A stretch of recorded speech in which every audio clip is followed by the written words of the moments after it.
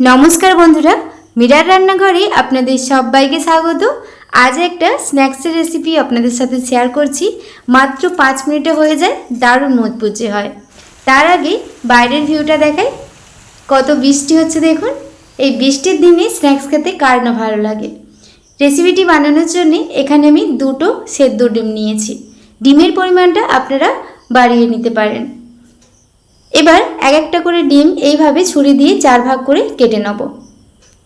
দেখুন এইভাবে কেটে নিয়েছি। একটা আমার কাটা হয়ে গেছে, প্লেটের মধ্যে রেখে দিলাম। আর একটা একইভাবে কেটে নেব। পুরো রেসিপিটি আপনারা দেখতে থাকুন। রেসিপিটা বানানো একদমই সহজ, झटपट बानानो हो जाए। एबार एटा आमी तुले राखबो। एदिके एक पात्रेर मध्य एक बाटी पेंयाज कुचि दिए दिচ্ছি।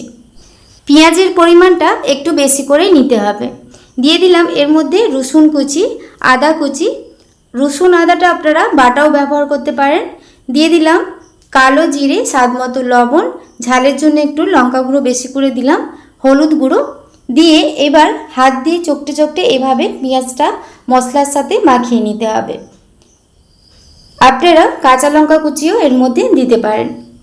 এইভাবে ভালো করে আমি মেখে নিয়েছি। দেখুন পেঁয়াজের কোষটাও ছেড়ে গেছে।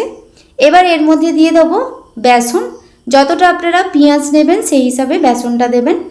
এবার অল্প অল্প জল দিয়ে ভালো করে সব উপকরণ মেখে নেব। এই ব্যাটারটা কিন্তু শক্ত করে যেমন হাতের মধ্যে দলা হয় সেইভাবে মাখিয়ে নিতে হবে। ব্যাটারটা কিন্তু নরম হলে হবে না। আমার চ্যানেলে আপনি যদি নতুন হয়ে থাকেন প্লিজ আমার চ্যানেলটি সাবস্ক্রাইব করবেন আর পাশে থাকা বেল আইকনটা পুশ করে দেবেন আমার নতুন ভিডিও পাওয়ার জন্য। এখানে দেখুন ব্যাটারটা আমি মাখিয়ে নিয়েছি আর এরকম শক্ত করে মাখিয়ে নিতে হবে। এবার কিছুটা করে ব্যাটার নিয়ে, আর হ্যাঁ তার আগে কিন্তু আমি কড়াইয়ে তেলটা গরম বসিয়ে দিয়েছি। এক একটা করে বানানো হবে, এক একটা করে তেলের মধ্যে ছাড়তে হবে। এবার কিছুটা করে ব্যাটার নিয়ে এইভাবে মাঝখানটায় এভাবে জায়গা করে নিলাম।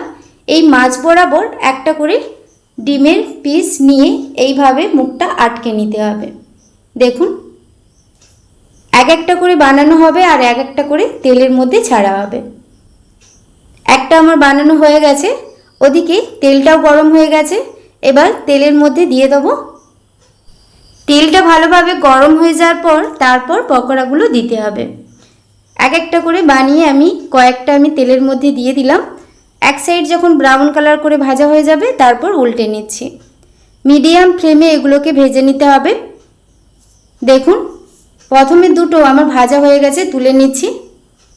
সবগুলো একইভাবে ভেজে নিচ্ছি। ফেসবুক পেজ থেকে যদি আপনারা দেখে থাকেন প্লিজ প্লিজ আমার ফেসবুক পেজটা ফলো করে পাশে থাকবেন। এখানে সবগুলো ভেজে নেওয়ার পর একটা প্লেটের মধ্যে নিয়ে নিয়েছি। তৈরি হয়ে গেল দারুণ স্বাদের মাত্র 5 মিনিটে ডিম পকোড়া। বাড়িতে বানাবেন আর আমাকে কমেন্ট করতে ভুলবেন না।